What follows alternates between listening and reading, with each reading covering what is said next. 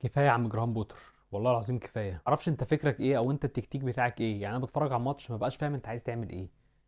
احنا بنقدم اسوأ كوره، مش في الدوري الانجليزي بس، في الدوريات الخمسه الكبيره كلها. احنا من 16 فريق في اوروبا احنا الاسوأ، في الشكل وفي الهجوم وفي الارقام وفي كل حاجه.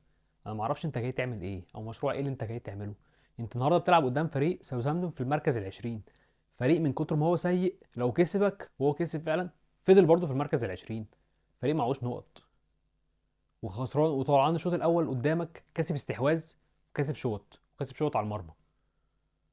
انت بتعمل ايه؟ انت الاداره جايبه لك صفقات ب 600 مليون في الشتاء بس. في الشهرين اللي فاتوا دول جابوا لك صفقات ب 360 مليون. ده رقم قياسي في تاريخ الانتقالات كلها.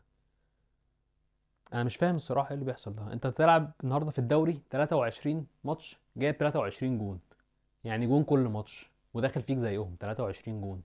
اول الدوري كسب 8 متوشه بس، وزيهم خساره وسبعه تعادل.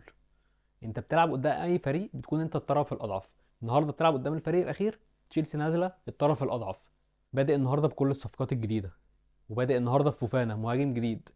مهاجم عمل اداء كويس، اي نعم مش احسن حاجه لكن لعب كويس. تعمل انت بقى شوط تاني وانت خسران 1-0، تطلعه وتنزل رحيم ستيرلينج تحطه وينج شمال، تاخد ماونت تحطه مهاجم وهمي. طب ليه طيب؟ انت نازل تهاجم اكتر، بتلعب مهاجم وهمي ليه؟ هو ماونت اصلا من امتى لعب مهاجم وهمي؟ او ينفع يلعب مهاجم وهمي ازاي بجسمه ده؟ وجيت بعد شويه عدلتها، طلعت الوينج يمين مديوكي، طلعته ونزلت مدرك، وبدات تقلب الناحيه التانيه ونزلت كاي هافرز. تمام من الاول، مش الشوط التاني تبدا كده. انت ليه بتقعد تألف بعد كده تبدأ ترجع في النتيجة؟ ومريح النهارده الناس اللي بتلعب عدل ليه؟ مريح جيمس ليه؟ وتيجو سيلفا ليه؟ انا عارف ان هم لعبوا كتير وممكن يتصابوا، وجيمس لعب اكتر من المفروض يلعب بعد الاصابه بتاعته، لكن انت مطلعهم بره التشكيله ليه؟ ما تخليهم موجودين، ينزلوا في اخر 10 دقايق يلعبوا شويه، يمشوا الفريق شويه، او حتى لو انت كسبان يقفلوا ورا. كوكوريلا مطلعه بره التشكيله ليه؟ على اساس ان كوكوريلا ده لاعب يعني من اول موسم حلو فبتريحه؟ اللعيب ده ما عملش حاجه خالص، طلعه بره ليه؟ يعني انت تشيلول هتلعب بيه اساسي، خلاص العب بيه اساسي. حط كوكوريلا بره ليه؟ ليه مطلعه بره التشكيله خالص؟ انت عندك مين اصلا بره عشان تطلع تشيلول، عشان تطلع جيمس وتيجو سيلفا وكوكوريلا بره التشكيله؟ ما تحطهم يا عم دكه، ولو احتاجتهم نزلتهم، ما احتاجتهمش ما تنزلهمش. انت ما حذرتش لعيبتك ان اي فاول بيجي الورد براوز بره منطقه جزاء جون؟ انا النهارده نزلت ستوري على انستجرام وهو بيشوطها، قلت الكوره دي جون. وورد براوز اي فاول بيجي له من هنا بيخش جون. ما حذرتش لعيبتك من النقطه دي ليه؟